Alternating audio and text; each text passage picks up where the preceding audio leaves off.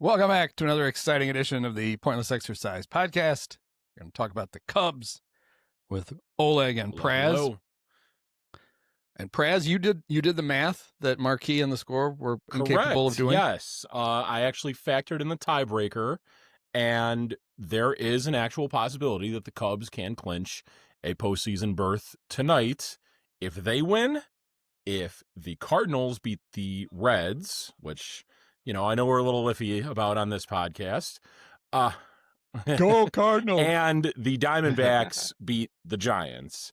The big hang-up, I guess, was that they need both the Diamondbacks and the Giants to lose, which couldn't happen when they're playing each other. But the Cubs, by winning, would guarantee themselves having a better record than the Diamondbacks because of the fact that they beat them 4-3 head-to-head in the season series.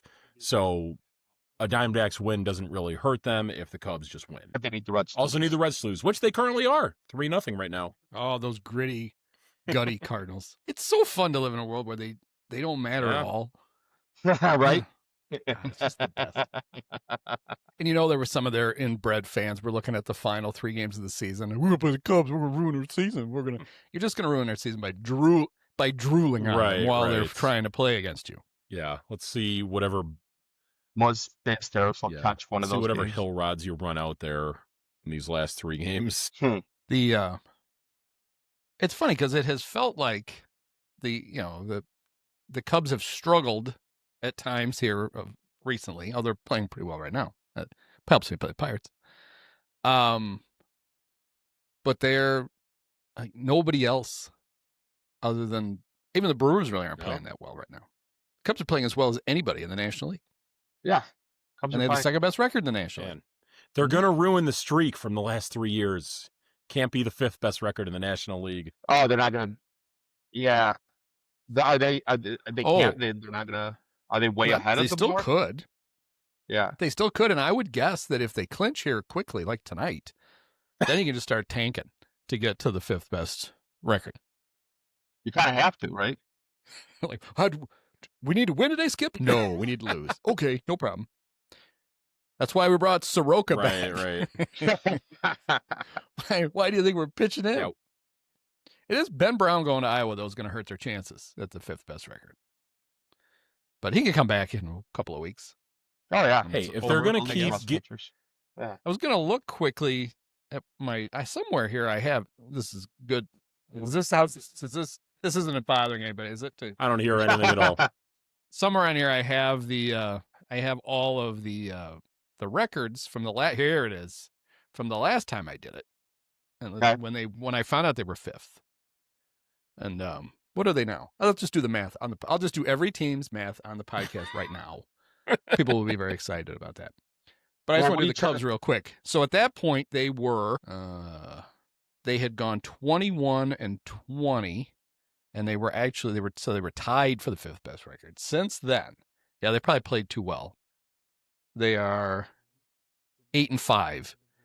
And the team that's going to hurt is that the Pirates were ahead of them because they had that weird little fit where they played well, and they've lost 9 of 10. So I fear that the Cubs might end up with a 4th. So that's why it took until literally last night to eliminate the Pirates from the playoffs entirely. I would have thought they would have been eliminated in August. Well, they have 86 losses. Boy, that seems like a lot of losses. Are the Rockies eliminated yet? They only have 109 losses. I think it's safe to say they are. Cool. The West isn't as good. The Rockies are still in it at 41-109. It did. So Cade Horton out-dueled Paul Skeens tonight. Wasn't much of a duel. Skeens. Paul Skeens was lit his sorry ass up. And Boog was asking JD. He's like, we don't know who the opponent's going to be. But we do. It's the Padres. Would you start Cade Horton game 1 in the playoffs? And I'm like, of course you would. And Jim's like, well, I don't know. What's not to know? What do you guys think? Would you? I guess it's him or Shōta, right? Because I don't think Matt Boyd's game 3 now. Yeah, I think. Probably. Is he? Yeah, probably. I kind of hope to maybe avoid using Boyd if you can just win those first 2, but probably. You could go to Big Jimmy Tyon in the elimination game if it comes to that. The worst case scenario in game 1 then is if Horton I don't know. He's not. I don't know if he's going to struggle, but whatever. Like you still have a whole assortment of pitchers who can pitch multiple innings. I guess the one thing you maybe think about is like Shōta has done it on the big stage a little bit with, the WBC and what he's pitched in the playoffs in Japan. So, you haven't really seen it with Cade Horton outside of the College World Series, but no matter who pitches what, I don't think Horton goes more than 2 times through the order anyway. So that's about 4 innings. Maybe. That's true. Playoffs, you don't really go. The max you'll go is like 5. Yeah. So, would you do this? Oh, so he's going to make what? 3 more starts before the end now? Just 2 more starts. Would you just have him do like 3-inning little tune-up starts to save a few bullets for the playoffs? Yeah, if they clinch, like let him, like I said, let him go through the order a couple times and then pull him. What's the point? See that.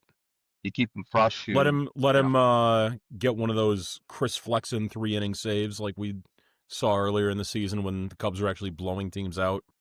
No, you Horton? No, you wouldn't bring him in. It's like started. Yeah. But you would just tell him you're only going 3. You're making 2 spring training starts now. You're going to go 3 innings, and then you're going to go. You're going to get your work in. You're going to prep like it's a normal start. You're going to go, but we're not going to let you throw 75 or 80 or 90 pitches. You're going to throw 45 because. Well, I think you could still let him throw a few pitches. Like I said, I think it's just like I don't let him, let him go twice through the order. Like I think he'll, if he's perfectly capable of getting those guys out, he is. Let him do that. There is a precedent with this with Cade. We know what's going to happen. It's going to be Brad Keller pitching the first inning, and then Cade Horton taking the next 3 innings after that. Yeah, like he did his MLB debut. I swear to God, if they went with an opener in Game 1, I think my head would explode. Or they throw Cade for 1 hitter and then take him out of the game. Craig Counsell, like with Wade Miley. Has Craig Counsell ever done anything like that? Right. Still one of the dumbest things ever. Oh. I mean, what do you think they thought when they did it? And then Dave Roberts handed the Dodger lineup in, and it was they just had their normal, they had a left hand. The whole idea was they wanted them to start the all right-handed lineup and then switch to a righty after 1 batter. And Roberts is like, fuck that. And they just played it didn't work. Because that was a game that they could have won the pennant that night, right? The Brewers? No, I thought it was in the playoffs. They only had 2 wins at that time, if I remember right. That series did go 7, and I want to say they won Game 6 of it. I thought that was Game 6. 6 and 7, I think, were both in Milwaukee. Yeah, well, it must have been in Milwaukee. Oh, I guess it didn't have to be in Milwaukee. But I distinctly remember the Wade Miley only pitching to 1 batter was in L.A. Yeah. Because that would have been in the bottom of the year. Okay. 2018. Yeah, the Brewers won Game 6 and then lost Game 7. Yeah, I remember it. So that was Game 5 they did it? Sounds right. Because I remember debating like a Brewers fan friend of mine recently saying, because obviously they still have Craig on their mind and they're still bitter about him leaving. And, I made the case that like Craig is, I mean, we have yet to see it as a Cubs manager, but probably a better playoff manager than Pat Murphy is. And I made the case that because it's not his fault that they lost in 2018 because he trotted out a lineup in Game 6 that scored 7 runs and then only scored 1 run in Game 7 with that same lineup, where 7 runs would have won them the game. What I don't like about Craig is that he hasn't inspired the team with an imaginary letter from a recently deceased announcer. Yes. Oh my God, that's the dumbest thing ever. That's the weirdest fucking thing ever, where apparently Pat Murphy read this inspirational letter from Bob Uecker to the team, and then it turns out Bob didn't write the letter. No. How did they find it's like AI Bob Uecker. Oh, really? Yeah. Oh, some poor little intern had to write one, and they read it like it was a real thing. Yikes. No wonder the Brewers have been bad lately. Is that since they found out that the letter wasn't real? Just wait till they find out that Santa's not real. Whoa. Did I spoil something? So there's a thing about the Brewers are there's a decent chance, right, that we joke that they peaked so early, right, that they could re-peak, like they were getting this out of the way. Yes. But I just think they did. I think they used up all the Horseshoe and a Heine shit, and they're they're fine. They're not a bad baseball team, but they were winning games in the most ridiculous ways. And they're a team that they rely on. They put the ball in play. They put pressure on teams, and they rely on you making mistakes. And I think it's the reason why the Cubs don't have that much problem with the Brewers, because the Cubs basically make all the plays, where a lot of teams don't. A lot of teams, that's a good strategy. Make them field the ball. Make them do whatever. Well, the Cubs don't really. That doesn't bother them. They like that. They can handle it, because typically you need to hit. In the playoffs, you got to hit some home runs. You've got to be able to score. And the Brewers are not all that equipped exactly to do that. I mean, unless is Bryce Terang still hitting one every 15 minutes? I don't think he is. I got a quick question for you guys. All right. How do you pronounce this last name? Horwitz. Horwitz. Yeah. Horwitz. Is Boog Horwitz, is Boog pronouncing right? it Horowitz? Why does Boog call him Horowitz every time? There's only one fucking O in it, Boog. Knock it off. Horwitz. Well, it's just a natural kind of R into a W, like you naturally put an O in there, but not a pronounced. But he doesn't have the O. Like that. Right. No, I get it. But I think it's just like, even when we say Horwitz, like the rolling the R into the W, there's sort of this bit of an O sound. But it's not a pronounced O sound. It just sort of Horwitz. Yeah, like you don't hear the little. It's not, like I said. It's not a Cool Whip. Horwitz. Yeah. Whip. I tell you what. What are you saying? What? I was trying to do Hank Hill impression from King of the Hill, because he would always say it like that. Yeah. Oh, I was the whip. Oh yeah, whip. So I don't know if you guys know this. Anthony Rizzo retired over the weekend. It was it got a little coverage. What it was. That's indeed. Yeah. And it was a love fest on Marquee. Indeed, it was. Mm-hmm. Yeah, I can imagine. My issue was it was way too much. Ian Happ. It's like, I get it. He's one of the two guys Rizzo actually played with. There was this whole thing about Rizzo was Happ's mentor and all this bullshit. I don't know what it was, but there was some really nice touches, like Rizzo, the jersey he wore. It looked like they just handed him like a Cub, just a Rizzo 44 jersey to wear. Well, it wasn't. It was the jersey that he would literally take with him every time he went to the Children's Hospital, and it had a bunch of the kids had signed the jersey. He would go and he'd have them. He'd sign an autograph for them, and they'd autograph his jersey. So it was a very nice. That was a very nice touch. The Cubs, one of the things they are really good at is the tribute videos. Yep, that was nice. It was a very good video. Yep. And then he went out and decided he was going to watch a game from the bleachers. So he went out to the left field. And as you do, he sat with Cindy Crawford and Eddie Vedder. Had an entire roped off. Does anybody know why Cindy was there? Why? I mean, I wouldn't argue No. with Cindy being there, but she had never been to a Cub game before, and she had never met Anthony Rizzo. But she was sitting more Cindy Crawford at Wrigley, the better, please. I think she might have been originally scheduled to throw out the first pitch. Ooh, okay. And then when I decided it was going to be Rizzo's thing, so she was out there on the field like with him, her and Eddie and Ryan Dempster, all the stars. She's the Cal's own. Well, of course I do. Yeah, Her sister went to NIU when we went to NIU. Okay, Yeah, she was hideous. She was not. Just a spoiler alert. She was not hideous in comparison to her sister, maybe. But no, not even really that. She was it was a good looking woman. Anyway, so we got a lot of that. The camera showed Rizzo as much as it was showing the Cup game, and after a while, it's like we know he's out there. That's fine, right? The guys are playing. We watch the guys play. And but then the most absurd thing that could possibly have happened when Moises Ballesteros in the second inning hit his first career home run. Mm-hmm.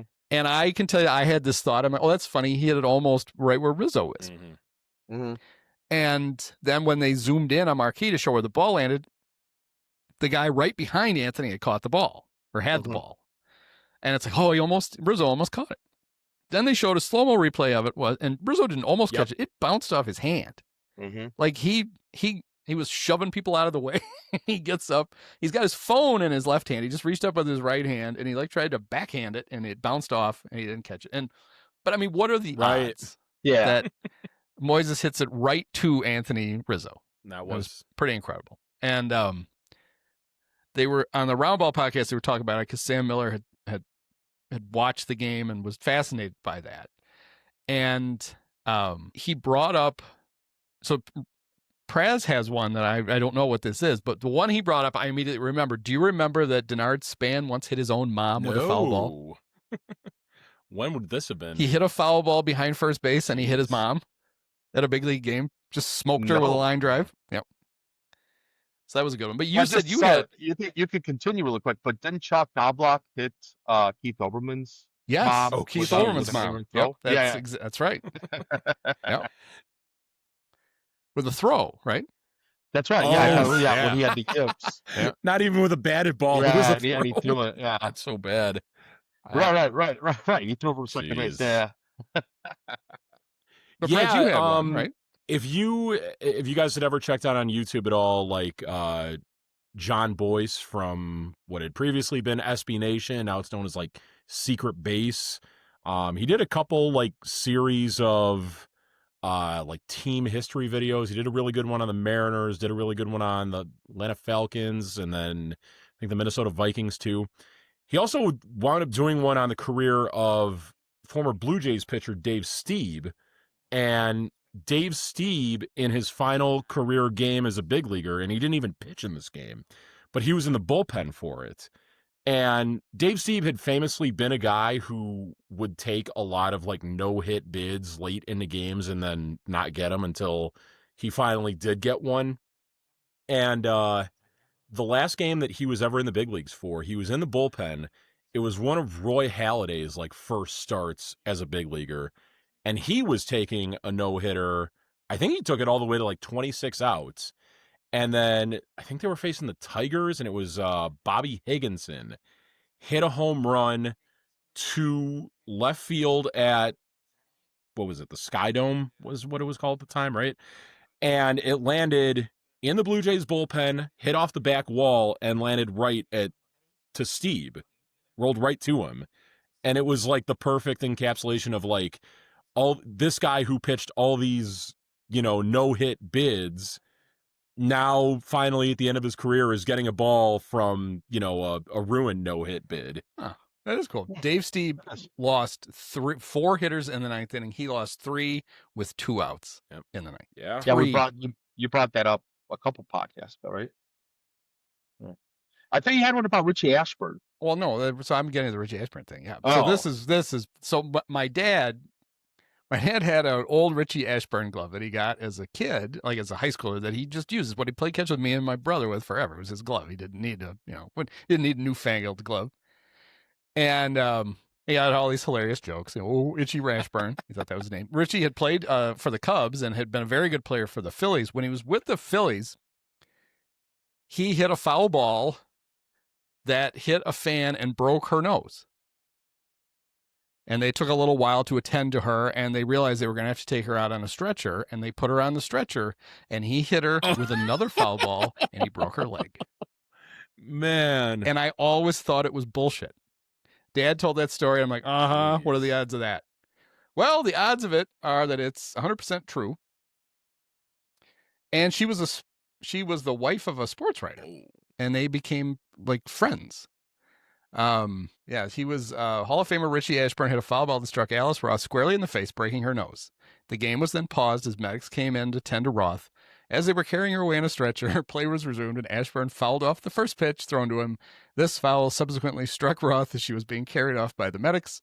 The second foul ball broke a bone in her knee. The fan, Alice Roth, was the wife of the sports editor for the Philadelphia Bulletin, and she was there with her grandsons. There was blood everywhere. Was one of the grandsons? Did one of the grandsons grow up to be Stephen Piscotty? Oh yeah, I forgot about that with Piscotty. That's the greatest trip around the bases ever. Yeah. Let's see. Anyway, the next day, Ashburn visited Roth in the hospital. They became friends, probably more than friends. Henceforth, Ross chose to sit in the left field bleachers after that.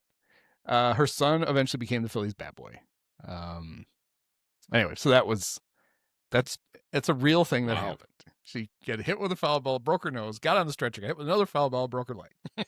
Oh God, that's hilarious. It's even better than Ricky Gutierrez pulling his hamstring, falling down, and separating his shoulder, which is still my favorite injury of all time. That's wonderful. Apparently, same thing happened to Jalen Johnson. Oh God, yeah. Man. And then he fell down and separated his shoulder because Jonathan Vilma told us he was in the injury tent with his shoulder. Another thing they talked about I thought was very interesting. He was basically what Sam was talking about. He was struck by how much like Rizzo was enjoying his retirement day and how much the fans clearly were enjoying Rizzo and all that stuff. And he wondered, like, who would be next in baseball to be like that beloved that when you retire, you go back to your old team and you do it and the fans treat you the same way. And I thought Grant Brisbee had the worst possible answer. He said Clayton Kershaw. No. There are Dodger fans who don't even like Clayton Kershaw. He's kind of a prick. He's a great pitcher. You like Clayton because he's good, but he's just, I had a much better answer. He's a choker. I think they think he's a choker. Like he never has been good in the playoffs or, I don't think they. Well, that was the whole thing with him was like, remember Greg Maddux used to get shit for, well, he's not a very good postseason pitcher. And then you look, his postseason ERA is like 0.3 higher than his career. And Kershaw's is like 3 runs right than his career. Right. That's the difference. For a while, Barry Bonds was bad in the playoffs. Same with A-Rod too. Yeah. Pre-juice. Yeah. But I thought, and obviously I think it's ironic, but I think this is true. He was the first guy I thought of. And I think say he re-signs with them one more time, and then when he goes, that's exactly who I was thinking of. They have the exact same thing, right? Like those fans love him. We love it. He'd come back to the Cubs. He could go back to any of the cities that he'd played for, and he would be beloved. Even that short time in Washington. I remember when I was here for 90 days. They'll celebrate him. They wouldn't care. Give him a fire truck to ride around. They'll celebrate him for that home run derby performance where the guy that left him, Bryce Harper, cheated to beat him in a home run derby. Yeah, cheating bastard. Now, that was the guy they eventually came up with was Bryce. And I do think that's probably true. I mean, the Philly fans love Bryce. Philly's Bryce is much more like fun and kind of like than national. He grew up, basically. Yeah, and they love him because he signed there before they were good again. He's like he was like the first, kind of like with Rizzo. I felt like Rizzo's like the first cornerstone that the Cubs put in place for that. That's right. He had to go through the crap that the other guys, like Chris Bryant, showed up and they're good. Like he doesn't have to worry about it. Rizzo had to go through the Dale Svain years. I guess. But they kind of, Bryce was kind of that for the Phillies. They bring in this he signs this huge long contract. Basically says, I want to play for Philly. There's no opt out in it. He's not leaving after 5 years to go anywhere else. And he's just he's incredible postseason. Man. Yeah, he's so good. I mean, John Lester would be that, and in multiple cities too. And it kind of was. I mean, when he signed the year before he signed before 2015, right? Yeah. Well, I don't know. Do they still love him in Boston? Oh yeah, they definitely love him in Boston. There was like 1 year of uneasiness. Maybe not Oakland, exactly. There was like 1 year of uneasiness when it was rumored, like that offseason when he signed with the Cubs, it was rumored he might go back to Boston, and then some Boston fans were pissed, but like, it's been long enough where they don't really care about that anymore. Could the Cardinals fans love him? Didn't he pitch for the Nationals? For the Nationals and the Cardinals. That's where he signed after he left. Yeah. And he got traded to the Cardinals. That's right. I was hoping he wouldn't report. But, it's funny. Players don't seem to mind as much as fans do. Yeah, it's kind of like, all right, fuck it. I guess I'm playing for the Cardinals now. I'm like, I couldn't do it. I would have just retired, John. He got some milestone with them, right?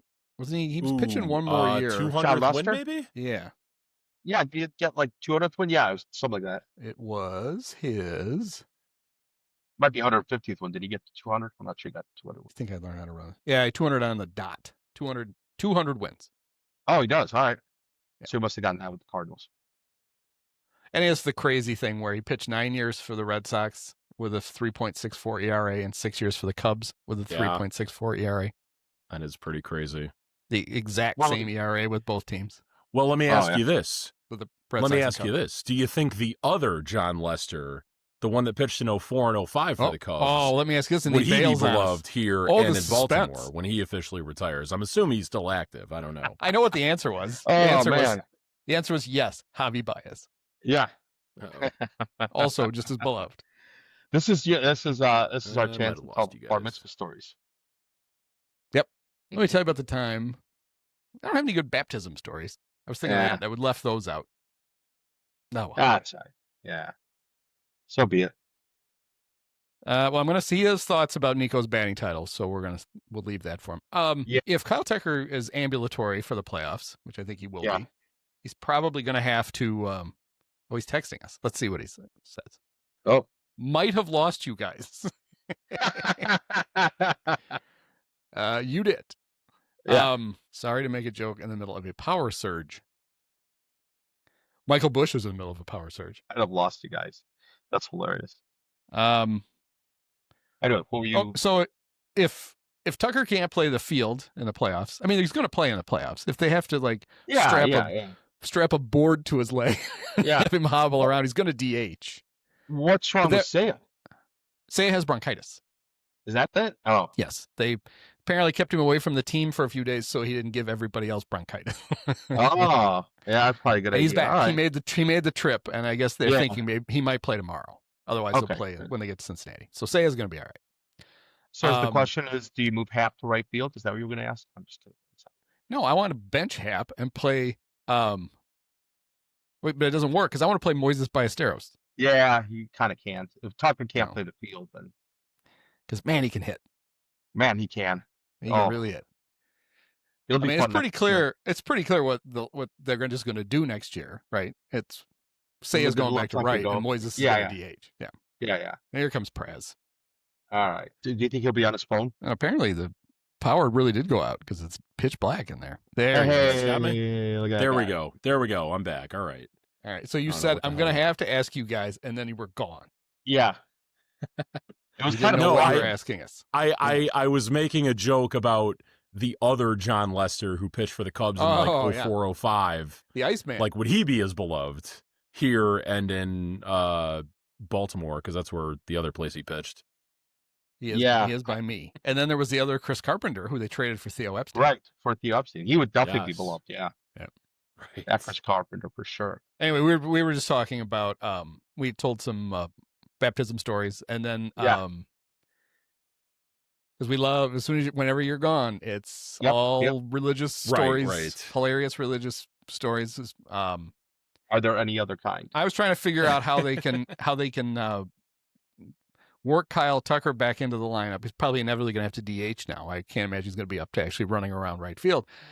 And then how they find a spot for Moises Ballesteros at the same time. Yeah, I don't think you can. Well, maybe in the games after you clinch or after you have the top wild card wrapped up, that you could probably count those games on one hand. But like, maybe you finally bite the bullet and give him a shot at first base for a couple games, maybe. Or can you imagine if they just bench Bush for the playoffs?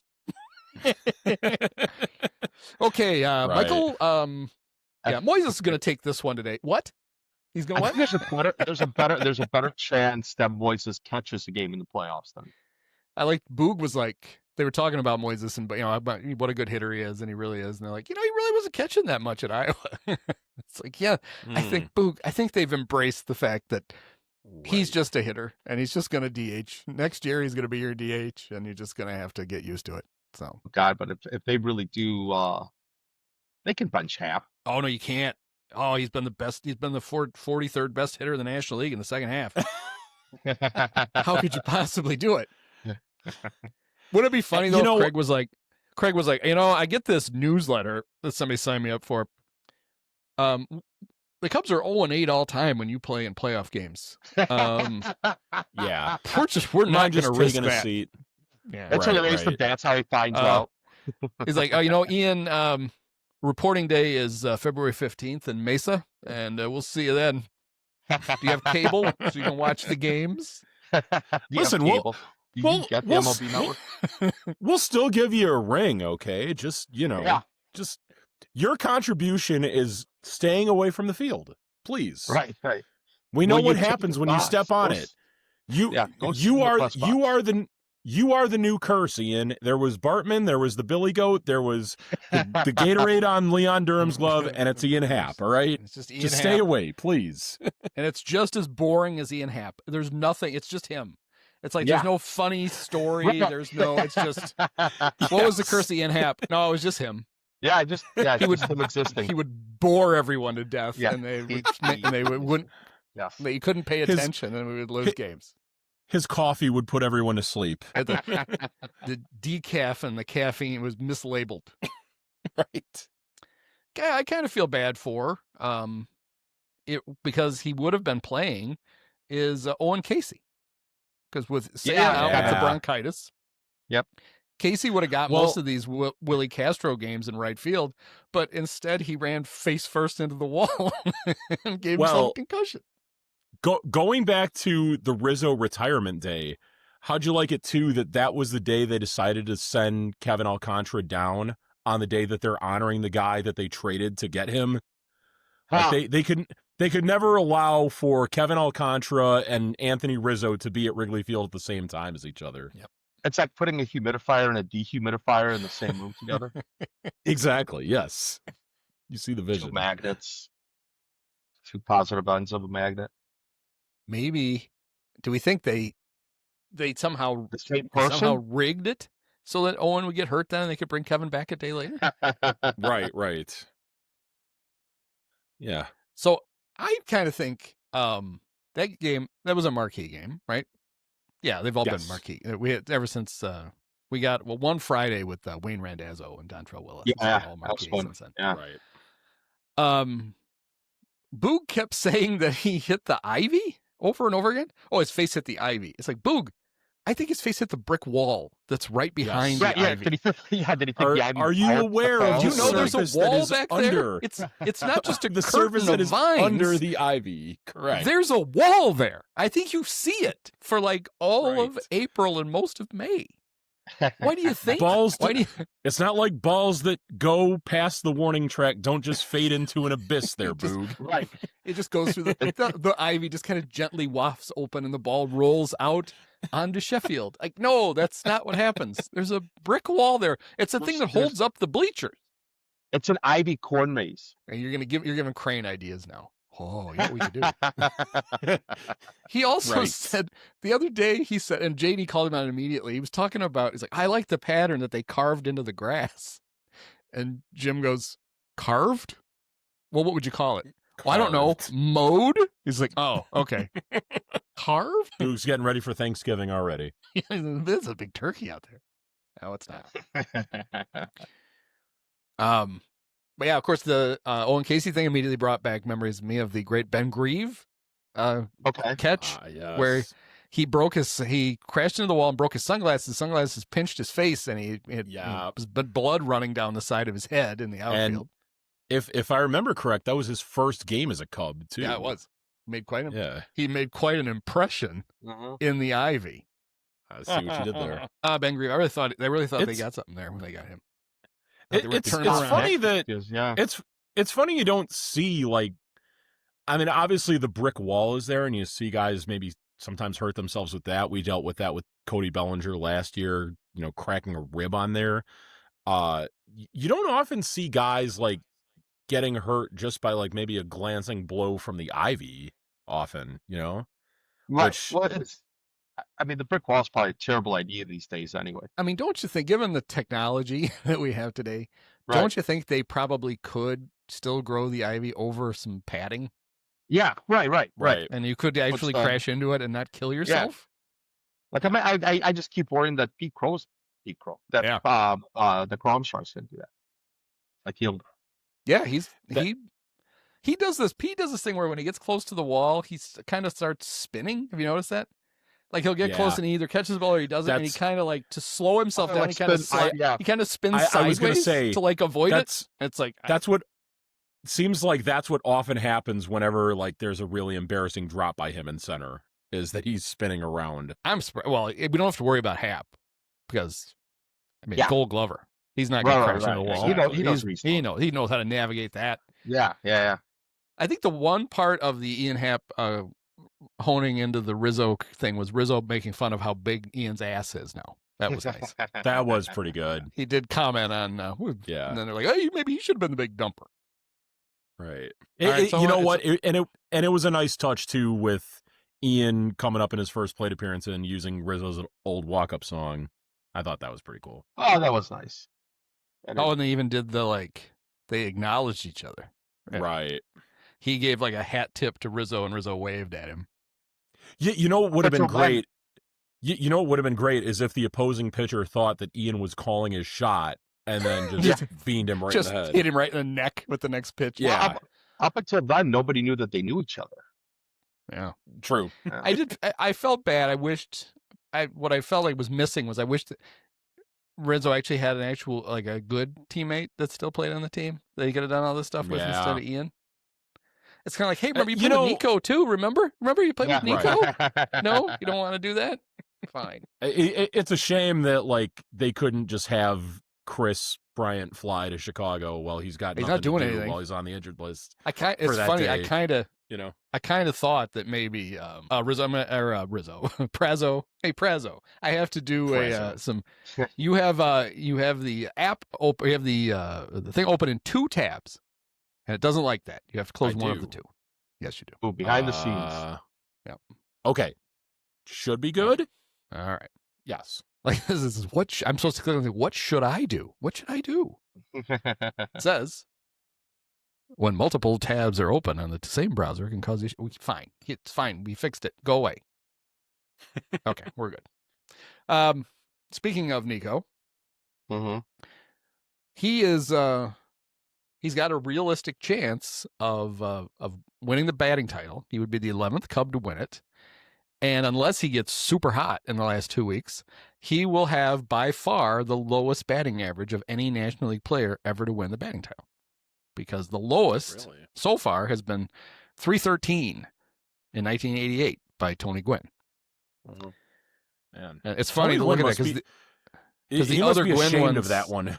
I don't think he claimed it because his others were all like 370, 364, 355, 394, 313. Right. But that was in 88 was a famous season, and it was the overcorrection. 87, everybody hit a million home runs. Andre hit 49. 49, and he wasn't alone. There were a lot of guys. And so the baseball miraculously stopped flying that year. But I was making a case in the newsletter. That's not the case now. But the case now is teams don't care about batting average. Right. It's like, that's not a thing. And I even to the point where I pulled up that article that showed the reason batting average is back in the early days when they were literally telegraphing the box scores from one town to another. Mm-hmm. The box scores actually they were very fielding intensive. They were what you got on the line score was you got at bats, hits, runs, putouts, assists, and errors. That was your box score. And that's just pretty cool. Yeah. And then in 1958, the AP and the UPI decided nobody gives a shit about the fielding stats. We'll put those in the aggregate at the bottom. If somebody makes an error, we'll put it down at the bottom. So they changed it to at bats, hits, runs, and RBIs. No, it's runs, then hits, right? Right. Bats, runs. But those were the 4 things. Yeah. And so it was always easy to calculate batting average. You had in both iterations of the box score, you had hits and you had at bats. So you just made batting average a thing. Yeah, and then they would give you the running batting average, for the season. Yeah. Of each guy. Yeah, well, it depends on how big your paper was. And the Sporting News always did it. Yeah, okay. Right. Yeah. Huh. Not every paper bothered to put the running because I remember the Sunday newspaper always had everybody's batting average in both leagues. They had that was like the time you could see it. There was a list in the paper of everybody's batting average in the National and American leagues. Yeah. Would they also try to account for Would they also try to account for the minimum number of plate appearances too with that too, or it would just be minimum 3.1 plate appearances per game played. Yes, per team. Well, I wasn't sure if they'd include that one season where Sean Dunston was 4 for 10 and he had 400 for the season or something like that. Well, to me, he won the batting title. Yeah, I don't know why. Why they didn't give it to him. And I can never remember this, and I probably should look this up, but there is a thing. I remember there was one of the years where it looked like Barry Bonds might not get enough at bats to qualify for the batting title. Is he walked so many times? Yeah. Well, it's plate appearance, right? Right. No, yeah, it's plate appearances. It's at bats, but I think they calculate your eligibility based on plate appearances. They don't penalize you for walking. There was a season when he was missing games. Oh, But we had this huge lead. He ended up playing enough to qualify, so it didn't matter. But they were explaining how they would do it, and that would be, say he finished 30 plate appearances shy of qualifying. They would take his stats and they would add 0 for 30 to it, and if he still led the league, he would still win the batting title. I remember that being incredible, and he would have, but he ended up getting enough to qualify. I remember that being like a huge controversy when, speaking of Giants outfielders, Melky Cabrera, didn't he get like suspended in like the middle of a season for some kind of PED? And he was like leading the league in batting average at the time. And I think he was like one plate appearance short of like whatever number it was to qualify. Oh, for the season? Yes. Okay. Yeah. So he still could have won it. They would have just made him 0 for 1. Right.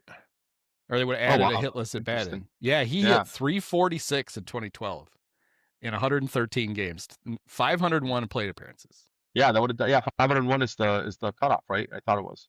That seems like enough. Times. I think 502. Oh, is that right? Okay. Well, there we go. Yeah. It always equates to like 502.2, and I think they just say screw it and 502. Well, it's 3.1 times 162. Yep. Yeah, 502.2. Yeah. Oh, that's crazy. So he was just one shy. Yeah. Wow. He didn't qualify. Actually, I think I know. Did Willie McGee have enough when he got traded, or did they have to do that to Willie? Because remember, Willie won a batting title in the National League. He got traded to the American League, and he won the batting title. He got traded to Oakland, but he still won the National League batting title. Yeah, he must have. You know what? While we're on this subject, there's like a current thing that involves a current day Cub with this too. Not exactly with the batting title, but a different award. Okay. I want to say Carlos Santana has, by Fangraphs defensive run saved, at the time he got traded from, or he got let go by Cleveland, he had the highest defensive run saved of any American League first baseman. So could he technically still win the AL Gold Glove for first baseman, even though he's finishing the year in the National League? Sure.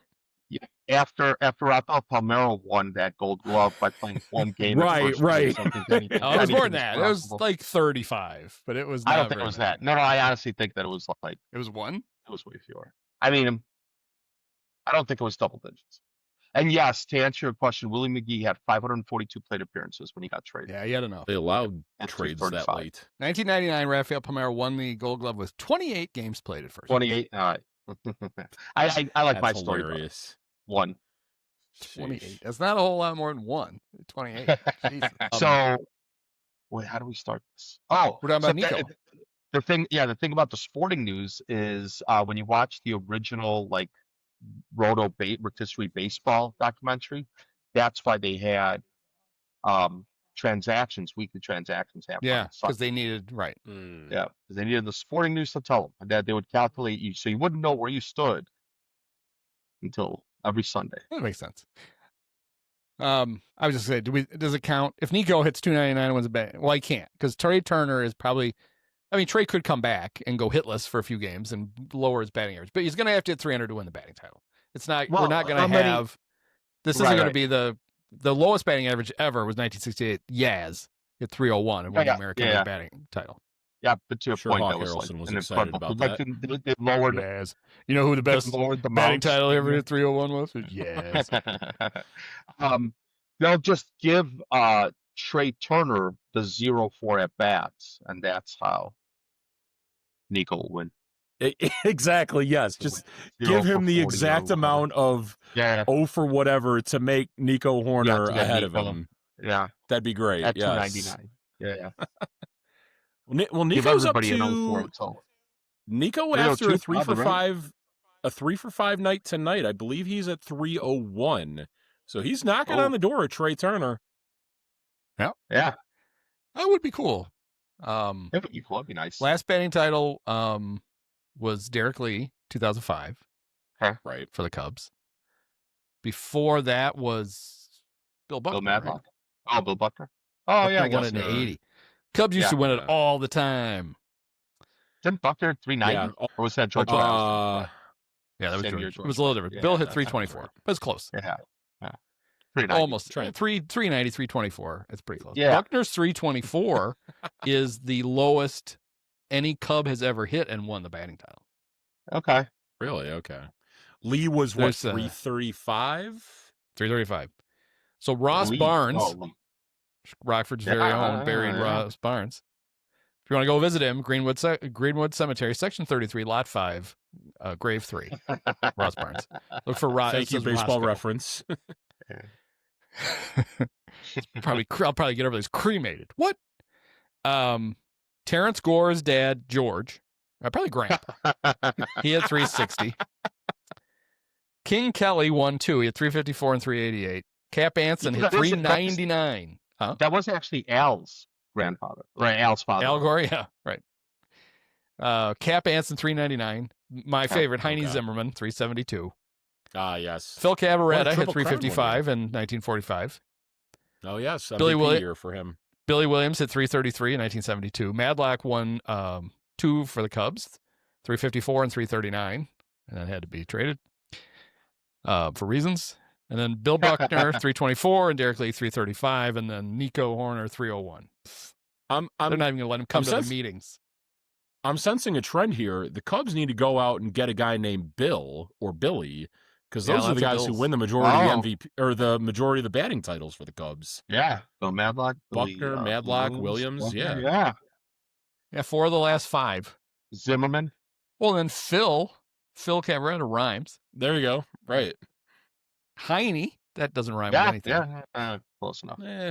Was his middle name William? Check that out. Wilhelm, maybe. Wilhelm. There you go. Heinrich Wilhelm Zimmerman, maybe.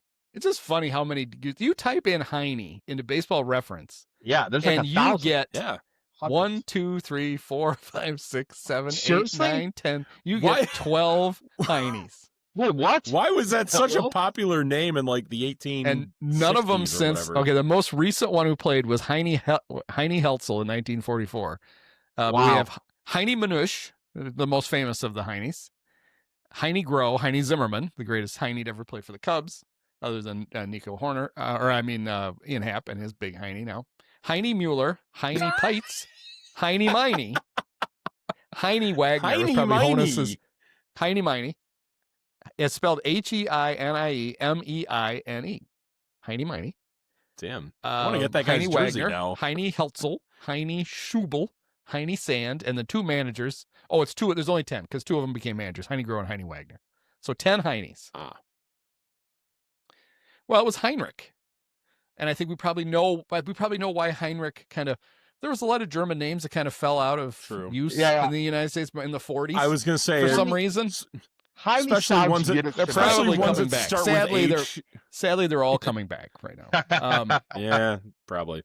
Should we all start referring to former Bulls point guard Kirk Heinrich as Kirk Heine? Yeah, Kirk Heine. Yeah. Tim Floyd still calling him Kurt. Yes. So apparently it's German for home ruler. Oh, that's getting worse. Heine's real name was Henry, not even Heinrich. Oh, it was Henry Zimmerman.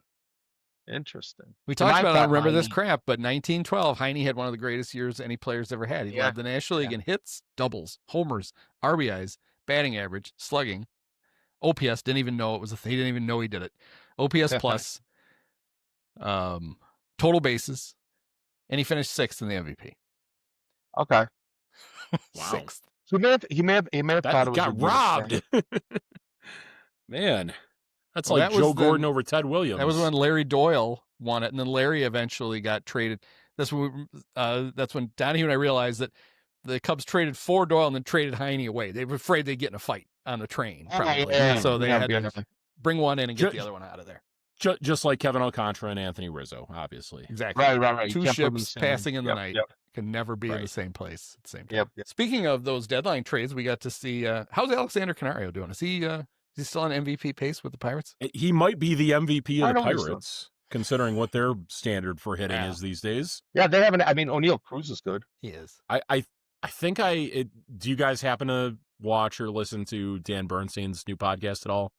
because they went over it today of like there's like 2 or 3 teams in baseball this year that don't have a guy with over 20 home runs, and the Pirates are one of them because they said that O'Neal Cruz leads the team with 19. So, okay. Yikes. So wait, there's 3 teams who don't have a guy with 20. In the Right. meantime, the Yankees have 5? Oh, no. Yankees have 7, and they might get 8 if Anthony Okay. Volpe gets another one, because Anthony Volpe's at 19. Okay. The Giants are on 30 home run watch because They have not had anyone hit Right. 30 homers since Barry Bonds Yeah. left. So Even though they won Cubs. 3 World Series in there. Now, technically, Rafael Devers has more than 30 homers, but he didn't hit them all for the Giants. He doesn't count. True. But yeah. Willie Adames has 28. So he just needs 2 more, and he can finally. Well, I feel like Devers has got to is at least in double digits with the Giants, right? Well, yeah, he started off slow, but he's he's come on. gone ham for quite a while. I was going to say, he probably got double digits alone in that series against the Cubs when he crushed us. In 78 games with the Red Sox, he had 16 homers and 44 RBI. With the Giants. He had played fewer games for Boston. He had 15 and 58. Yeah. He's got 16 home runs for the Giants. So, yeah. In fact, he might, he goes off a little bit. He's a good ball player. I'll say it's gotten really annoying that like the Giants and the Diamondbacks have like found their way back into this race. Well, it's not annoying because they found their way into it because the Mets went into free fall, which is always fun. Yeah, that's true. Mets seem to have. I think they pulled up just. I think the Giants had a chance. So the Mets had lost on Saturday, and the Giants could have gone ahead of them with a win. And it was Logan Webb against Clayton Kershaw, and the Dodgers got a run in the first, but then the Giants, who have never hit Clayton Kershaw, got 4 on him in the second. And it's like, here we go. We're gonna win the game. Mike Krukow and Dwayne Kuiper very excited. Yep. And all of a sudden it was 8-4 the wrong way. And then they got back into it, and then it was like 12-8, and then they got blown out on Sunday, and then they lost last night. And I think the Giants are probably they're just not that good. That's their problem. Yeah. So that's been their big issue. And the Mets got all my pitching. Verlander's come on. How about the Mets? Mets have 3 rookies in their rotation as they try to survive. Who's the guy? McLean, right?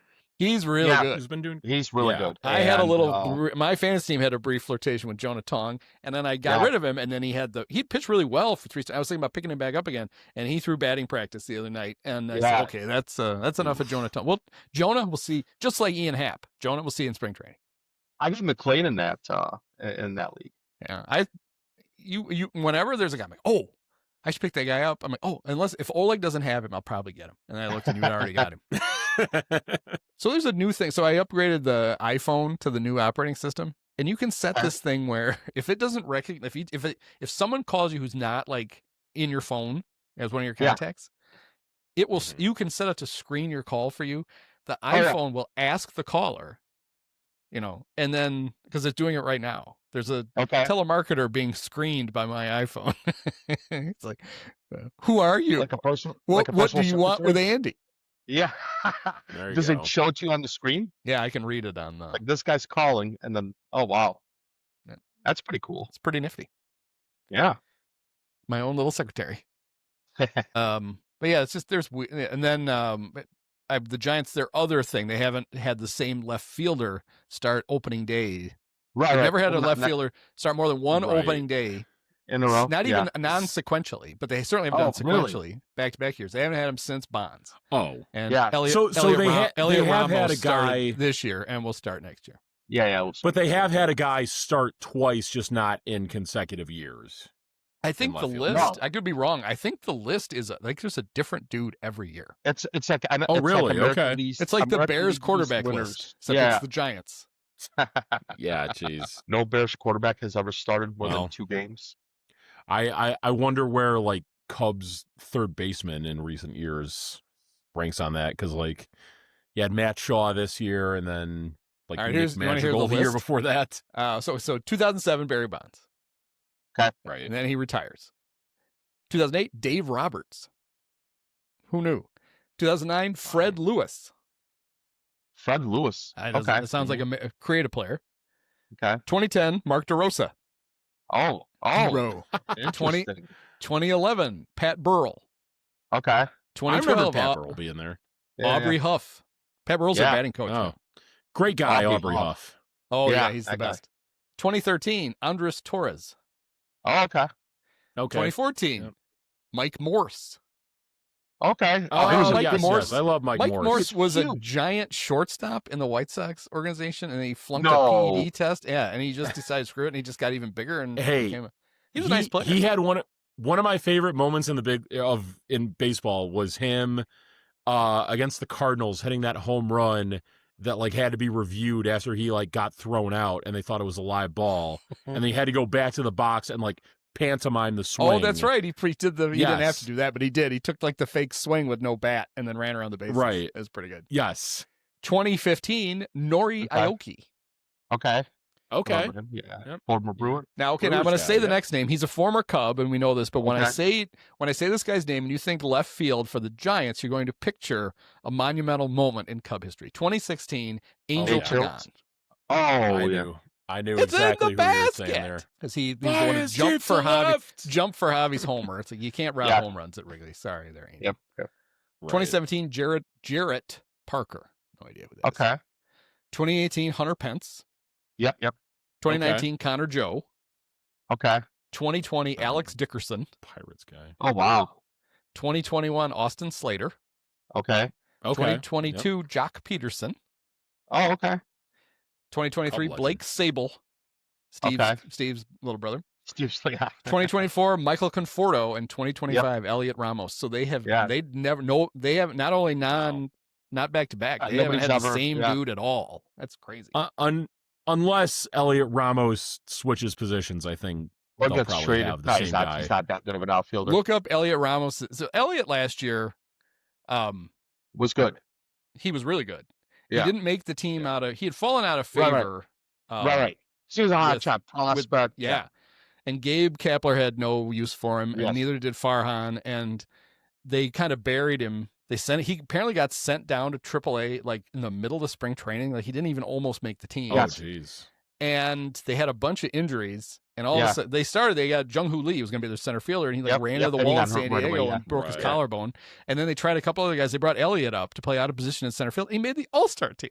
Yes. That's pretty great. And he was a serviceable center fielder, but look up his defensive metrics in left field. I can't even imagine. He's like minus 10 runs. Oh, yeah. Oh, geez. I believe it. It's unbelievable. It's left field, man. We've seen Ian Happ do it. It's not that hard. Well, that should tell you something about how good Ian Happ is and how much he deserves the Gold Glove. That's right. I was going to say, Andy, he's a left fielder that you and I would appreciate because we want offense out there and not defense without offense. Oh, we should have a moment of silence for one of my Brian Day died. One of my favorite. Did he really? Yes, no! I got a text from Mike Donahue. Want to know how I was holding up? I didn't know. But yeah, Brian died last week. So he's not very last old. Week. Holy shit! He can't be that old. He was. He died on September 7th. He was 68. Oh, wow. Good old number 24. Going out for Brian Diet. Jeez. Elliot Ramos. Oh, it's getting better. He's outs above average -9. Holy shit. Yeah, he's not. Hey, breaking news. Cardinals beat the Reds. So all we need is a Diamondbacks win over the Giants. Cubs are in the playoffs. So their magic number is like 2/3 now? It's less than 1? Yes. Correct. I just need a couple other things to happen. What inning are they in? Might be down to 1/3 if they're past the 6th inning, right? Things aren't going so well in Arizona for us. The Giants currently lead the Diamondbacks 4-0 after 1. Oh, man. They can blow that. That's true. Yesterday, and some are doing it today because not everybody played yesterday. September 15th is Roberto Clemente Day, and it's anybody who wants to can wear 21. Oh, honor the great Roberto Clemente.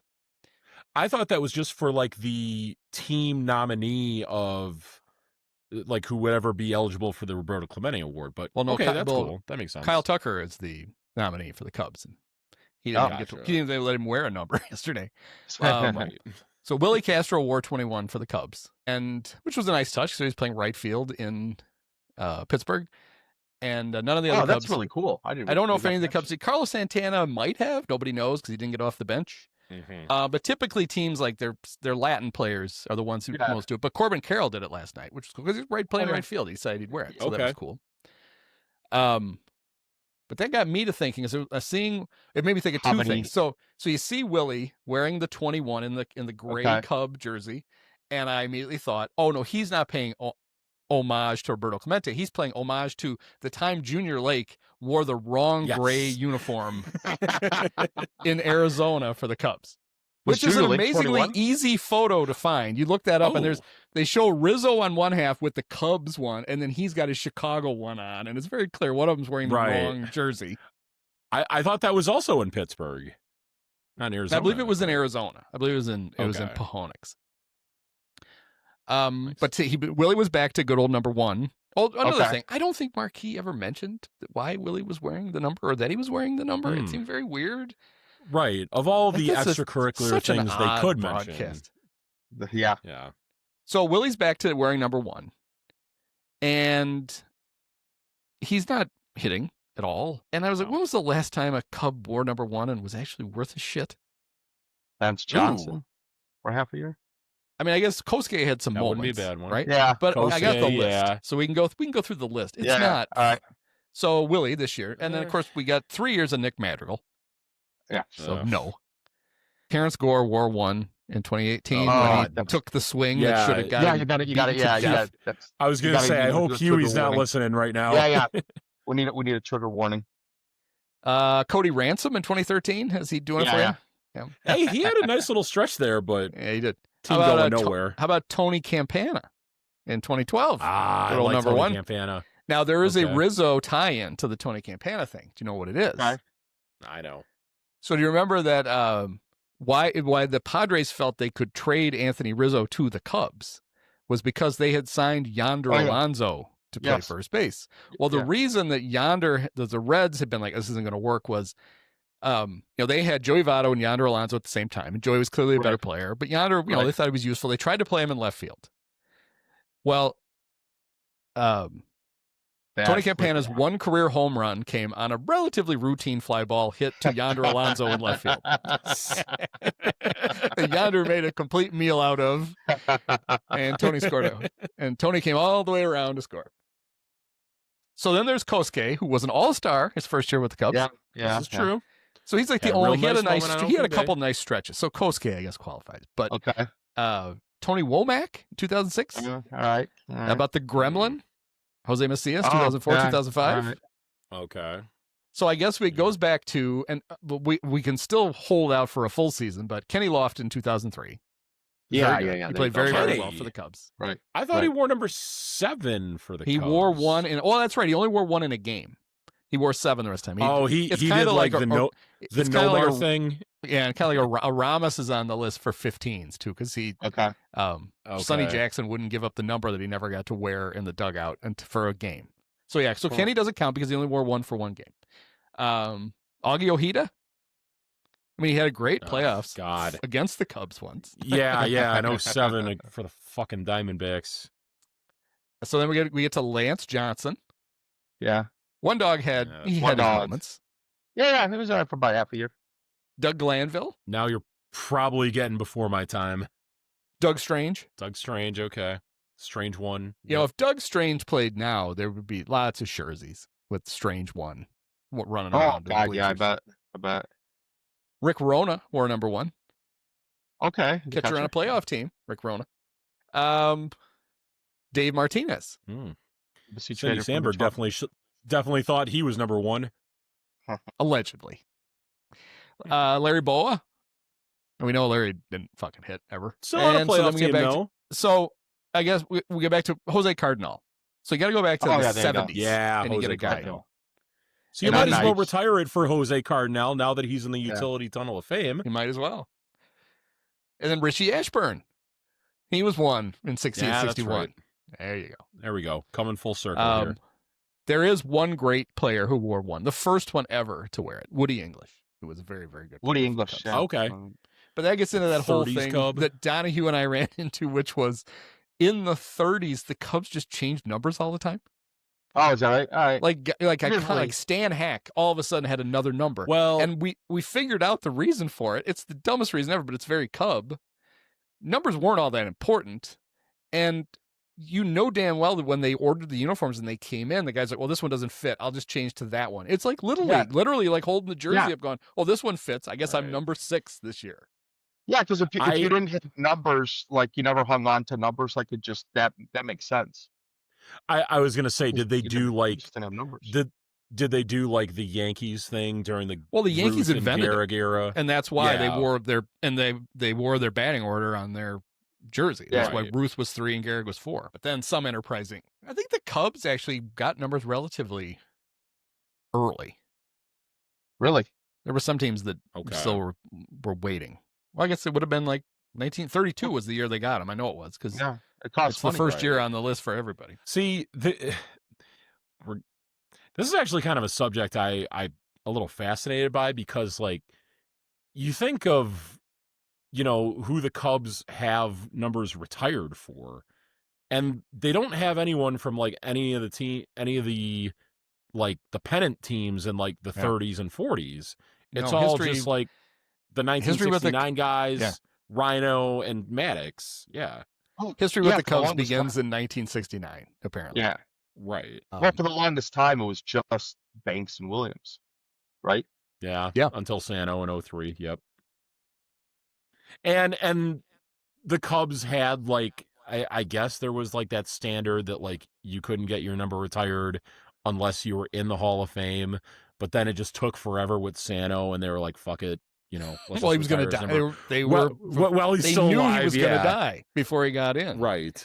And he kept trying to die. Like even in 03, right after they retired his number.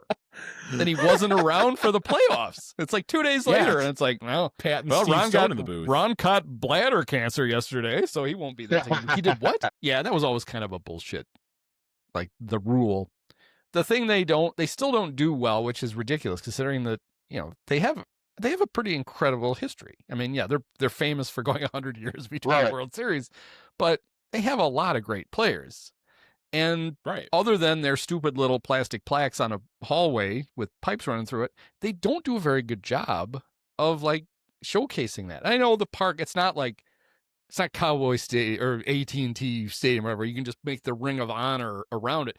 But they would do the weird thing, like they put the flags up on top of the grandstand with little coded messages on it. Yeah. Half of them anyway. Right. It's like, really? It's crazy to me. And maybe now that all those stupid restaurants in the Gallagher Way are going out of business, maybe they'll actually take one and make a real hall. I thought the whole idea was they were going to make a Cub Hall of Fame. The Bears are the same way. Like, Hallis Hall apparently has a lot of really cool memorabilia. Who the fuck sees it? The players? They don't give a shit. Yeah. I don't know if I ever told you this. I did actually work for the Bears in the ticket office for like 3 years. And for our like preseason orientation, they would bring us up to Hallis Hall. Got to see a lot of that. And it is very cool, but it sucks that like the public never gets to see it. I mean, you think Jade Walker is standing there for 20 minutes going, Right. Well, this Bill George is a big dude. Like, yeah, that's what? Bill George is a big dude. He's 5'. What happened to Willie Gallimore? Can I meet Willie? No, unfortunately, no. Sorry. Is there a closet that you open up and there's like an exhibition? There's an exhibit for Sam Hurd and Barkevius Mingo and all those guys. No, there's not. Oh God. he gets up to Bulldog Turner. He goes, "Who's this guy?" This is the famous Virginia's ghost comes by and says, "Leave him alone." Yeah. Right. Get away from my Clyde. Was it a bench or a locker that Ditka like punched and broke his hand on? It was in Baltimore though. They'd have to. They would have had to called Bob Irsay and got it sent over. There's no way. He was too cheap. I didn't put it on the Mayflower band, so no, you can't have it. Yeah, the coach got to coach with a cast. He really did. I didn't see Ben Johnson doing that. Yeah. How bad do you want it, Ben? Huh? Coach Ditka would have broke his arm. Hey, if they lose to Detroit at home, we know what he needs to do. Yeah, there you go. Can't lose to the old team twice. I hope he doesn't do that. Yeah, it'll be interesting to see how the Cubs treat the next 2 weeks. I mean, they do have to continue to win because they want to have they need the home field. playoff games. So clinching is one thing, but they got to stay ahead of the Padres, which doesn't seem like it's going to be all that hard. What's that magic number? Padres did lose tonight. I think they entered play today at 9. So Cubs win, Padres lose. That brings it down to 7. 7? All right. Yeah, Cubs are now 5 games up on the Padres. Mm-hmm. Yep. And the Cubs are all of a sudden 23 games over 500. Yes. Well, it's funny. Yesterday was their high when they got to 20. This is their high watermark for the whole year. Yesterday, they looked up all of a sudden, like they haven't been. This is the first time they've been 22 games over 500 this year. It's like, what? You mean they have the best record now that they've had? Yeah. Well, once they hit 13 games over, they only had hit 13 games over one other time, and I think that's what I noticed. Like they haven't been. They haven't. It seems like they've been terrible, but they really haven't been that terrible. No. Even when they were losing, they lost 8 on at one point. But I mean, they rarely lose. They rarely lose more than 2 in a row. Right. Yeah. They also rarely win more than like 3 in a row. Yeah, which is crazy. Like that's another thing Sam Miller did was he was calculating teams' records after wins and after losses to see like who the streakiest teams were. Yeah. And the least streakiest team in baseball were the Cubs, who actually have a losing record after wins. Oh, wow. Which is odd. That is odd. I remember but their this. record after losses is like way over 500. Yeah, it's crazy. Like they almost always win 20 or something after they lose. Like they have like barely a losing record after wins, but they have this huge. Oh, I got you. Like a great record after losses. Well, I would expect what I would if you would have told me just the first part of it, I would expect that team to also have long winning streaks, and the Cubs don't have that either. No, they don't. No. What is their longest streak? To kind of make up for it. I did hear. What did you hear? I was just going to say 2 was their longest winning streak, but no. I did hear that part of the Roundtable podcast, and it did kind of shock me that like they were listing off who the actual streakiest teams were. I'm surprised the Brewers weren't mentioned on that because like they have 2 different 10+ game winning streaks. Yeah, that is kind of interesting. They just never. They also probably don't have a lot of like 2 or 3 game losing streaks. All right, so this is surprising. What do you think their longest winning streak is? The Cubs. Wait till I tell you when it was. Yeah, I bet it's 5. I know it for sure. It's 5. Okay, it's 5. It was from March 31st to April 5th. Yep. Holy shit! It was that sweep. It was that sweep in West Sacramento, and then the first 2 games of the home opening series against the Padres. Wow. Yeah, that's surprising. Wow. I mean, they're 22 games. Yeah, 23 games. So the Brewers obviously have a 14-game winning streak. Their longest losing streak this year is only 4 games. Yeah. The Cubs, and I think that was like to begin the season. For what them. do you think the Cubs' I think they had like losing streak is? I bet the Cubs' longest losing streak is 4. 3 or 4, yeah, it's right around the 3. Same. They've only 3. 3. They've done it. Yeah. 1, 2, 3, 4 times. Wow. All right. Yeah. Yeah, that's a crazy year. I remember one of them was like early May. It was that like Ryan Presley blow up game against the Giants, and I want to say that same week was when the new Pope was announced, and everyone was making a big deal about him being a Sox fan, and I was thinking to myself like, is this like the new Pope that's a Sox fan putting a curse on the Cubs now that they're on a losing streak? Did he? Oh, yeah. Well, it only lasted 3 games. He wasn't very good at it. No, exactly. Bad Pope. All right, whatever. Unless it's not over yet. The Angels are only down 7 with 2 outs in the 9th. It could happen. Oh, could still happen. So what this tells you is, since the Cubs haven't had a long winning streak, probably just go undefeated in the playoffs. I mean, they must, right? There you go. They're due. Save your best 13. Streak You got to win games. 13 in a row, right? Is that right? 2, 2, 4, yes, 3, 2, 3, 4. 4 and 4. 4, yeah. 8, 11, 13. 13 and 0. Yeah. That's so much to ask. No, I don't think so. They've got the team. They've got the balanced team to do it. They got the power. They got the speed to be the best in the National League. I hear that fairly often. About 46 times this year, it looks like. So yeah, they'll. I'll be interested to see when they what they do with Tucker. Like if he can't really run, you're going to have to activate him for like the last series, right? To give him some at-bats. Yep. And to say, all right, you're going to DH and here's how you're going to half-ass it around the bases. It's like, hey, Kyle, you know how you've been playing right field the last 2 months? Just run the bases like that. Hey, you know what? How did he do in the playoffs last year for the Astros? That's something I'm interested in, just because, like, I know he missed significant time last year, and I don't know, like, when exactly at the point of the season it was, but, like, I'm just thinking, like, back? he feels like a good enough hitter where he maybe only needs, like, a week's worth of at-bats to get back under his... I don't think he played a regular season game after he got hurt, and they only played 2 playoff games. They lost them both. He was 0 for 7. With 2 starts. That's right. They only, Tigers beat him. That's right. We're doomed. Well, we're losing. Okay, all right. Get him at least like 3 or 4 games before. Let's see if he came back. And like, he did. He came back. Okay. Well, then I guess he played all of September. Oh, there you go. Was he in September? For sure. Yeah, that'll be. Look, the last time I was on the air with you guys, we talked about me getting kicked out of the bleachers because I was being too negative. That's right. But like, in all honesty, I feel pretty positive about where the Cubs are at now because, like, you know, everyone kind of panicked about where they were, like, you know, from, you know, they got off to the great 2-month start at 36-22. And then they've kind of been middling ever since June. But, like, if you look at the rest of the National League outside of the Brewers, they're better than most of the teams in the NL. Like, I think the only teams better than them have been, like, the Phillies that's kind of the point and the Giants. Or the Phillies and the Brewers. That's kind of the point we're making is that as the Cubs seemed to go off the rails, they never quite did. And the only reason why it seemed worse than it was is because the Brewers were so hot.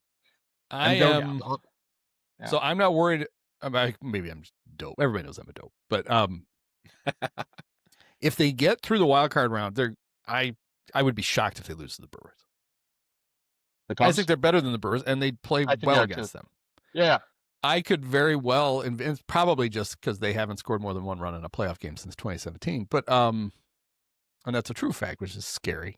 But I go into it with very low expectations because I just expect them not to hit and get bounced in the first weekend.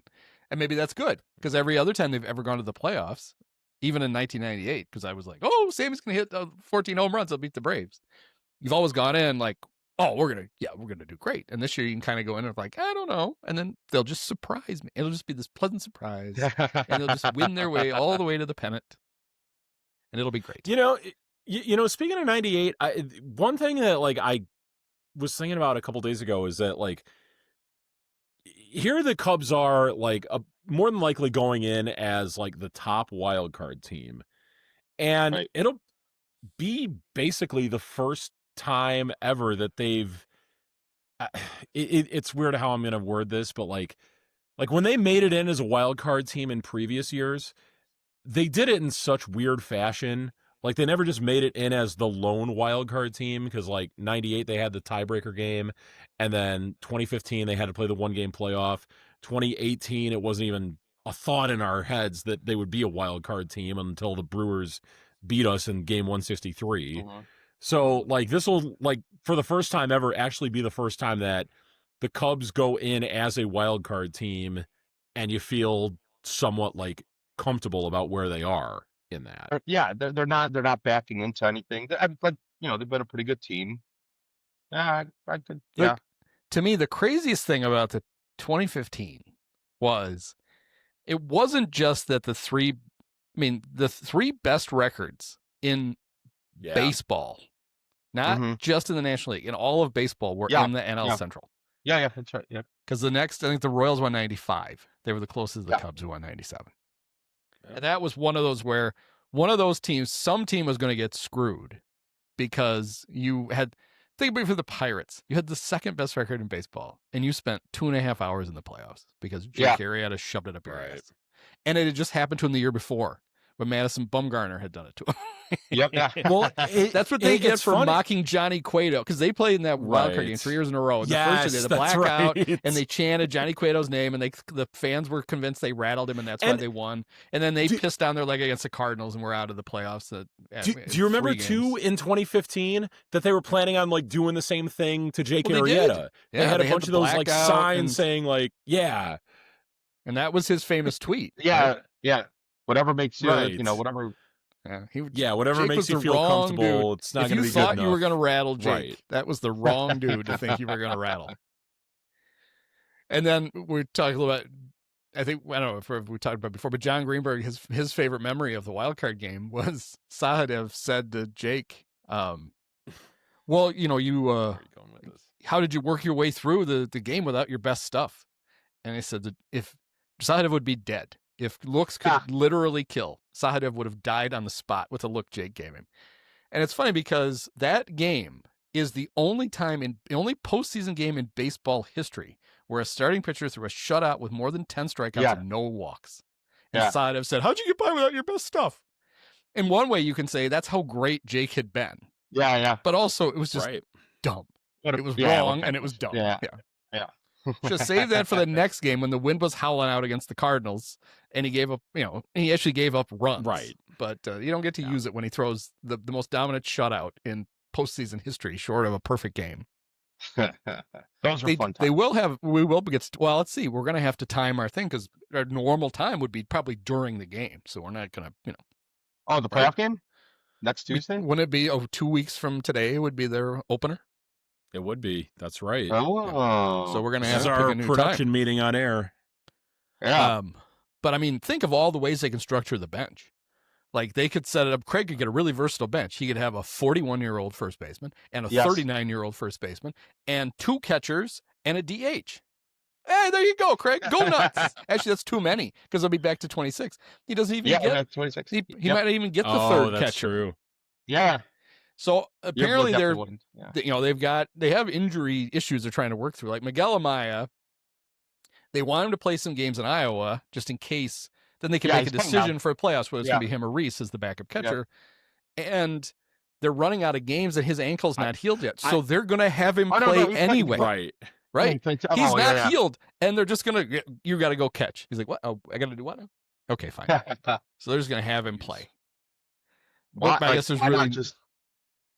Why just assume that he won't play and just don't you figure he's probably not going to anyway, right? I mean, he's not going to get enough at bats, and then with Reese you get the left-handed. You can at least try to play matchups with it or whatever. I just can't imagine you're going. I guess they figure this. I guess if I'm the Cubs and I'm going to defend their logic here, you don't try to get him ready, and then the last weekend either Reese or Carson gets hurt.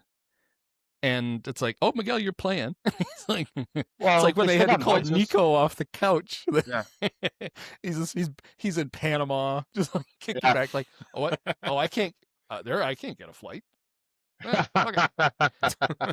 Santana used to catch. He can do it. Yeah. Hey, the same private airline that gets Taylor McGregor from Gainesville to Chicago. There you go. We'll go get Miguel Amaya. Miguel, you can use my miles on Spirit. You can use 4 million miles. You get a bag of pretzels, and you get to pick your seat. And maybe it's going to be the plane where the door actually closes. We're not sure. So they got that. They have. Remember Ryan Brazier? He's still a thing. He's trying to get ready. They got anybody else? Palencia. Oh, yeah, Palencia's out on a rehab assignment, right? Is it really? Already? Oh, that's I think they sent him. He played catch the other day, and he was supposed to throw. I guess he got to throw a bullpen. Then he's, they don't have any time. They can't wait. So basically, right. So your arm feel okay? No. Well, tough. You got all winter to have surgery. Like what? Oh. But Reporter Hodge looked so good the other night that. Oh God. Oh jeez. How about the fact? Now I know Keller closed tonight. Because I told Craig that I need saves. That's why he got got a save last night for a complete vulture job, a 4-run lead in the 9th, and they can't get Porter couldn't get through it, so Keller comes in to pitch to one batter. But they seem very comfortable with Andrew Kittredge closing. Yeah, whatever. He's fine. He's rickety cricket. I can't have a homeless person I finishing know. games for me. But do you know he came one pitch away from his second immaculate inning of just time with the I Cubs. saw that. There was a borderline pitch early in one of the at bats. It was a ball, and every other one he struck out the side on 10 pitches. Oh, maybe. I think with him, the thing about it's the way he pitches, where he just kind of like leans back. Oh yeah. It looks like he's literally throwing batting practice, but he's throwing 95 and it's sinking and it's doing whatever. But it's that when I watch him, it looks like coach pitch, and it's like, oh no, how far are they going to hit this? And he survives. He's really only had a couple of bad outings for the Cubs. The guy would be nice if he get his shit together. Would be Taylor Rogers. Yeah, This is a good pitcher, and he does not pitch very well for them. With Kittredge, like he had the one bad outing against the Reds where I think he gave up a grand slam or something like that. But ever since then, he's had like an ERA like that's like 1 basically. So like I'm telling you, with my problem with him is just it's aesthetics. It's the looks, and it's that weird like just looks like he's just tossing it up. Yeah, I think it's kind of like I'm on the opposite end out. of the aesthetics. Yeah, I think it's cool that we have a homeless guy who's that good. I mean, he's no as someone who looks like a homeless guy. All right, yeah, I embrace Andrew Kittredge, my bearded brother. His numbers are ridiculous. So, 17 and 2/3 innings with the Cubs, 11 hits, 24 strikeouts, and 3 walks. Yeah, I guess I'm going to stop worrying about Andrew Kittredge. He's a good pitcher. I don't believe he's 35 though. He's I don't care. He's 56. This is the only time he's going to pitch with the Cubs, and if he gets because to the playoffs, on Friday I was in the car driving around when they were playing, and he came in to pitch, and Zach was doing the game so I flipped over to the Rays announcers, and I couldn't remember. They were going on and on about Kittredge and how great he is, and they were going on and on, and I'm like, boy, they really love Andrew Kittredge. I couldn't figure out why. Well, he pitched for them, and he was great. Right. Oh yeah, he was for the Rays. Yeah, he was an all-star in 2021. Yeah. 71 innings, he had an ERA of 1.88, 77 strikeouts in 71 innings. So they have a fond memories of Andrew Kittredge. Oh, yeah. But I couldn't figure it out. I'm like, man, why do they like this guy so much? And I realized, because he was really good for them. He's been a pretty good reliever for like, I don't know, 7-8 years. Yeah, basically since 2020. Yeah. So 6 seasons now. 6, yeah. And it was it them? I think it was them. They were basically talking about how good the Cub bullpen is. Although that was the time they had reason to, because in back-to-back games, the Cubs bullpen pitched 7 innings in one game and 5 in the other, and gave up 1 hit. Wow. 12 innings, they gave up 1 hit. And they were going on and on about it. Like, oh, this bullpen's great. Like, they only need to get like 2 innings out of their starters. And I'm like, what are you guys talking about? It's funny to listen to other teams talk about other broadcasts talk about your team. Because, we watch them every day and get these, sometimes you don't see the forest for the trees, and they're like, oh, this team's really good. So, you know what? Funny you mentioned that. Do you guys happen to listen to like any other podcasts for like that cover like other teams at all? Like I listen to a Giants podcast with a Giants podcast. Cole Kuiper and okay. What's his name? Alex. What's Alex's last name? Alex Cohen. Yep. That's why. Alex Cohen. I gotcha. You can hear him blink on the podcast. It's like, come on. Well, I mean, Pavlovich. The Cubs are Alex Pavlovich. Pavlovich. There we go. Yeah, I guess that's a good podcast. Giants Talk. They have Dwayne on like every other week, and it's funny. They never acknowledge. Well, they rarely ever acknowledge that he's Cole's dad. It's just Cole calls him Dwayne. And we're going to Dwayne, and but every once in a while, Dwayne will tell a story about Cole being a little kid. Well, Cole, you remember this when we took you to the park, and you can almost hear Cole go, "Dad, you're ruining the illusion that I'm just an impartial broadcaster working for the Giants." He should just start saying, "Hey, Dad, you remember when I hit more home runs in Little League than you did as a major leaguer?" They had a long they had a long interview about like whether Dwayne was talking about how he was convinced he was just never going to hit a home run. And like he said, in my big league career, I had hit like 10 balls that I was sure were home runs. And then I just decided, I don't know what one feels like. So I'm just not going to hit one because I've thought I've hit home runs and they barely made it to the warning track. I'm just never going to hit a home run. And so like, well, did you know you hit the one off Steve Stone? And he goes, I'd like to tell you that I hit it. And I was like, oh, that baby's gone. He said, I had to look over my shoulder because I was sprinting to second base. I knew I hit a double. I didn't know I hit a home run. Jeez. Anyways, bringing this back, with it being inevitable that the Cubs are going to play the Padres in the wild card round, it seems like I did seek out a Padres podcast. It's actually pretty good, called Padres Hot Tub. And like, they're convinced that like they're like kind of scared of the Cubs, honestly. Like, they're scared of like coming to Wrigley and like, you know, potentially having a hit in cold weather. I don't think it's going to be that cold weather early in October. It'll be 70s. But well, I think they're thinking of what it was like for them back in April coming here, you know. You know what? Bullshit. They should be scared. They should. Maybe. I'd be scared of them that they don't have any pitching. They don't have any starting pitching. They have a great bullpen. They don't have any starting pitching. Really good bullpen. Yeah, that's true, because Dylan Cease hasn't gotten his Michael shit King's together. back, and he blew up tonight in New York. He got Michael King. I don't know, are they going to get Xander back? He broke his foot, right? He might get back for the playoffs. Otherwise, they have Jose Iglesias playing shortstop, which all that means is Jose Iglesias will hit 582. Yeah, right. Yeah. They're like he'll be the Kike Hernandez of that series. Yeah, they're I mean, they have Machado's a great player. Yeah. Right. Fernando Tatis is a really good player. Yeah. He's having an off year, but yeah. Like every off year was that. They don't have Jason Hayward anymore though. Right. Jackson Merrill's kind true. of coming around a little bit. When I know there was some talk. The talk was it was external, not internal. Yeah. When they realized Bogarts might miss the rest of the season, can we move Jackson back to shortstop? Wow. Just tell him. I know he's been playing center for the last 2 years, but we're going to have you play shortstop. If it was Mookie, he would have done it. Yeah, right. Mookie would do it. Mookie would do it. They wouldn't even give him. They wouldn't even. They'd ask him about it at like 5:00 during batting practice. You play shortstop tonight? Sure, no problem. Sure.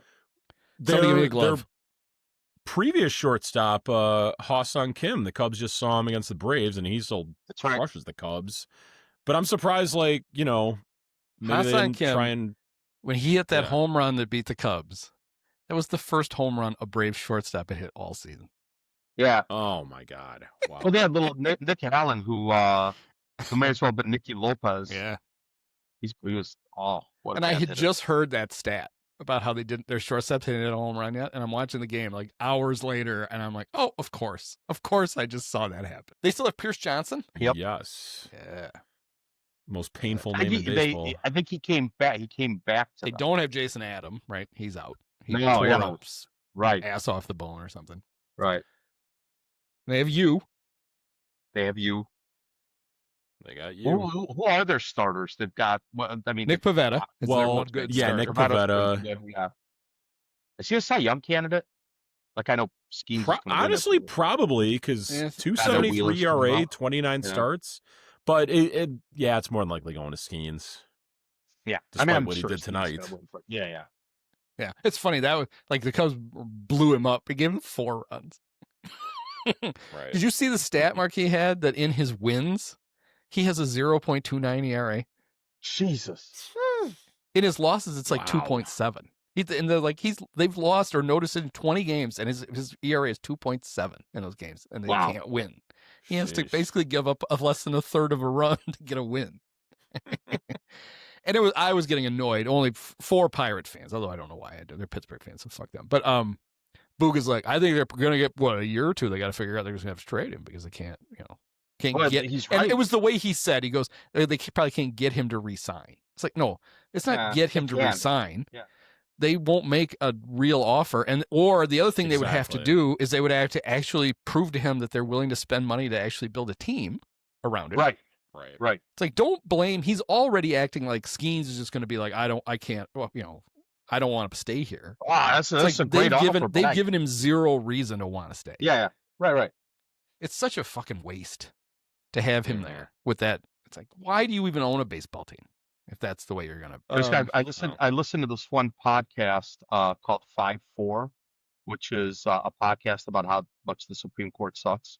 Oh, I thought it was Matt Shōta, Nico Horner. It was the Matt Shōta, Nico Horner. Very good. It was hashtag Nick Magical Goals, and so they did an episode on the Kurt Flood Supreme Court case. Where was I going with this? Well, about his free agency. Yeah, it was about his free agency, but you mentioned something that led me into it. Why do you even own a baseball team? Anyway, yeah, why even own a right? So they talked about like the owners and the reserve clause a little bit, but apparently the case just had a list, like the opinion of the case just had a list of baseball players. And Thurgood Marshall had to point out to the guy who wrote the opinion, I think it was Blackman, it was Blackman. I forgot who it was, who wrote the opinion. Thurgood Marshall had to point out to him that he had only listed white ball players. There are like 83 ball players just kind of randomly listed. And Thurgood Marshall is like, those, they're all white. Like the opinions from the 70s, obviously. So it was pretty hilarious. Sorry, I was grabbing a prop. So I don't know if you've ever read. Have you ever read this book, Lords of the Realm? This is about, it's the real history of baseball by John Helyar, and basically it's about all of the labor about Marvin Miller becoming the head of the Players Association. It's amazing. It sounds like it would be the dullest book, but it's not. And some of the stories in it are ridiculous. Some of the Charlie Finley shit and how much the other owners hated him and the shit he pulled that we didn't even know that he did. And I got to read that. And then the players, like some of them, like Mike Schmidt and Johnny Bench were like super, like, and Joe Torre were like, they helped drive the Players Association. They had lever. They were stars. Okay. They could actually, But some other players who had no, like they either had no interest in it. It's like some real stars who really frustrated them because they wouldn't say anything bad about the owners and they wouldn't do anything, and how much it pissed them off, and then how they'd end up getting in fights on the field because of it. The Marvin Miller biography that I read is excellent at talking about, like, obviously it'd be excellent, like talk about how Marvin Miller came to the Players Association. I came to be the leader of it. It's a really that baseball labor movement and Marvin Miller. Marvin had been negotiating auto, like UAW contracts. Yeah, he was not was it auto? It may have been. But he was like a big shot in a big union. Yeah. Oh, the owners shit their pants when. Oh yeah. And it's still why the baseball players union, the MLB players union is still the strongest in sports. Yeah, it's because of Marvin Miller. Like he finally got into the Hall of Fame. Like it's and they kind of mentioned that in the podcast that I hadn't really realized that he only got into the Hall of Fame. Basically the election, the committee's election after the executives were kicked off the committee, after they wouldn't let the executives vote. Yeah. And that's what that's what called Marvin Miller. I never put those two things together, but yeah. Yeah, it's one. But the Marvin Miller, like it really is. You're right, Andy. It is so interesting. Yeah, like I didn't. It's wonderful. I kept hearing how good the book was and how it's more entertaining than you think. And it was a pandemic. I ordered it during the pandemic when I had lots of time to read, and I blew right through it. It's a really good book. That's how the Marvin Miller biography was for me. I loved it. All right. Well, good job, Cubs. Let's see, what do we got? Yeah. No, the Giants are 6-3. It doesn't matter. Tomorrow they sweep Pirates tomorrow. And yeah, you want to do it on the field. Exactly. Do all the jumping up and down. Yeah. I wonder, will they? Right. So one of the things with 2018 was they never celebrated. Okay. When they were going to celebrate when they won the division, then they didn't win the division, and then they just we'll hold off, we'll celebrate when we win the wild card game, and then they didn't. Yeah. So they literally, and by then too, it was kind of like, and I'm not one of those guys like, oh, don't celebrate. Joe. It was weird because Joe was Mr. Celebrate Everything. And he's right. It's really hard to do this stuff. Like if it was that easy, they haven't made the playoffs in a real season in 7 years. And so tomorrow, probably they're going to make it. They should celebrate. Yeah.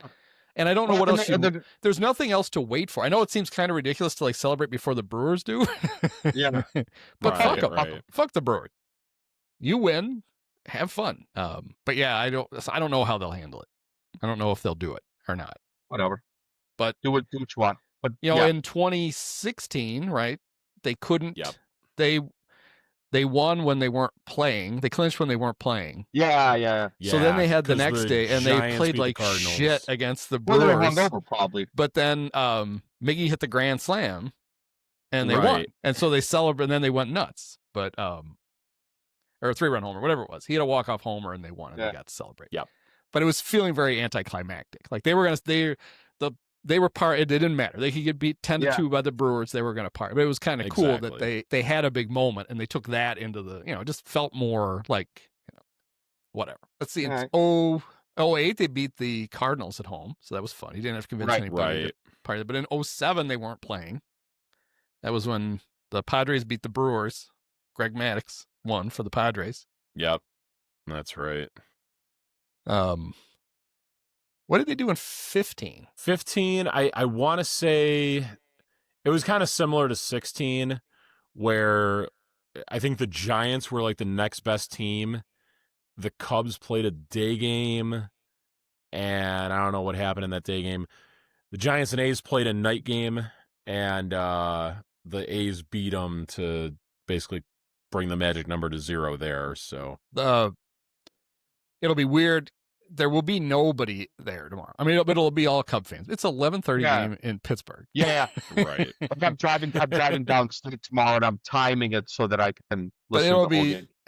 There was nobody there in 84 when they won. Mm-hmm. And then it's funny to listen. And then when they won in 89, they won in Montreal, and there was nobody there.